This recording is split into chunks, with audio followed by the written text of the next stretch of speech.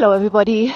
I want to talk a little bit about the difference between gripping with your knees in the walk, trot, and canter and the term knee closure. That also is part of our repertoire as we're developing our seat. And the knee closure, in German it's called der Knieschluss, is one of those things that in a lot of conventional dressage here in the United States especially is not addressed very much, either because it's more of a subconscious thing that a lot of advanced riders do and they don't really address it out loud, or people aren't aware and never think about it. So there are in general two different things that people do when they are thinking about what they need to do with their legs, and especially with their knees or their upper thigh muscles. And one direction that I've heard a lot is, let your legs hang like a wet noodle. And the other one is, make sure you don't grip with your knees, but also, have a little something there to hold you in the saddle.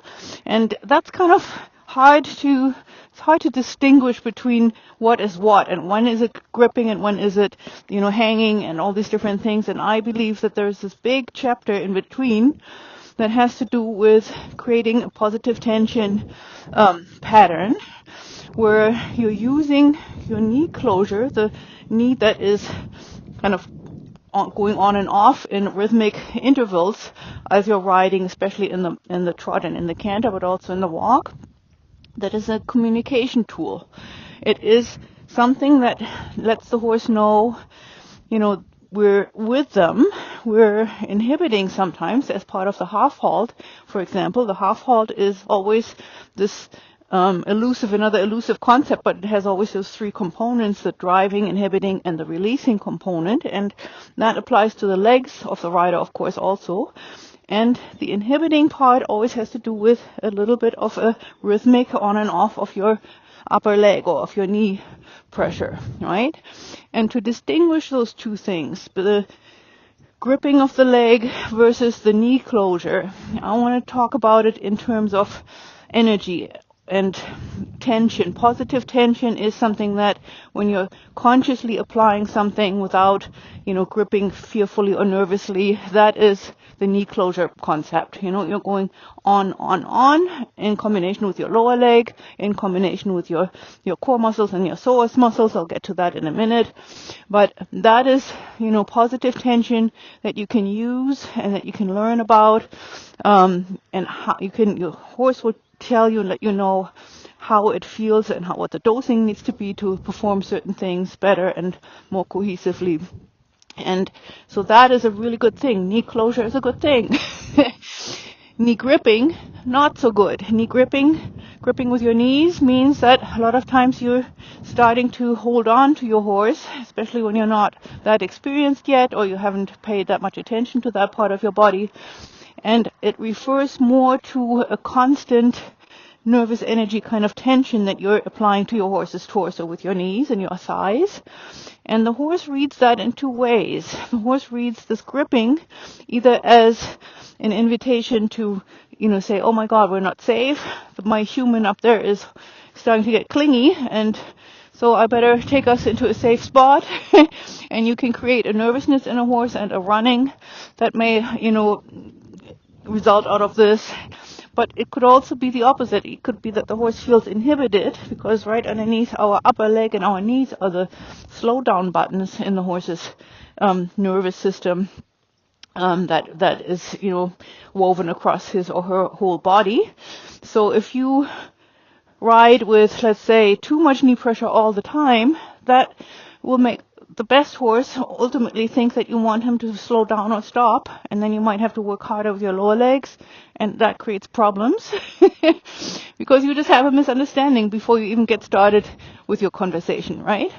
So one thing I want to show you is the knee flexor, the hip flexor situation, right? When you have tight hip flexors, that is a problem in this modern day and age. I think it has to do with lots of people having not enough, time or haven't paid attention to their flexibility in this area. And one way of testing whether or not you have tight hip flexors is to see if you, when you're sitting on your horse, if you can do this. Can you take your legs off easily like this without even holding onto the saddle? If you can, great, no problem. If you can't, then that means that you have possibly the tendency of sitting on your horse like a clothespin. And that means that the horse feels a constant pressure on his or her back from the tightness of your hip flexors, right? And that means that you have to do other things outside of the saddle, yoga, and there are equestrian, all kinds of exercise programs that you can look up to help you loosen up this area so that you can apply conscious, positive tension when you want it. Because if you're on all the time, there's no spectrum of a little bit more, a little bit less. Or it's a very small window for you to apply even more pressure to the horse's torso, and it might not be as effective, right? It depends on the specificity of your horse's, build and your own build a little bit. So you have to take a little bit of a look at that. So one reason why it's also important to have your hip flexors to be loose or elastic is that if you do that, if you can do this, and you can practice that even when you walk, you can just lift your legs up and down and just kind of see, on certain days it might feel a little bit better, on other days a little tighter. So you just take inventory and say, okay, today I will work with that, right? And the goal ultimately is that you're going to be able to apply rhythmic knee pressure in the trot as you're giving the trot aids with your lower legs, and just go on, positive knee closure, so that the horse steps underneath from behind, underneath his or her center of gravity, and in the front you create a little bit of that holding, that inhibiting energy that says to the horse, yes, but we're not running, we're carrying ourselves, right? Self-carriage. So one more thing, I know it's a lot of talking about this, but this is important. Ultimately, the refined and better way of riding, more balanced, without gripping with your knees, with the conscious application of knee closure, though, has to do with your awareness and your ability to use your psoas muscles. And your psoas muscles are the ones that are attached to the inside of your spine, here right in the middle, and then they travel through the center of through your pelvic area and attach to the femurs on each side, right? And those are the muscles that ultimately will help and allow you to, ride with an independent seat, independent from having to grip. Because when you're gripping, as I said, it makes a negative impact on your horse's response system, and it also doesn't do anything for you, right? So you have to say, let's see how we can change that, reshape that type of riding.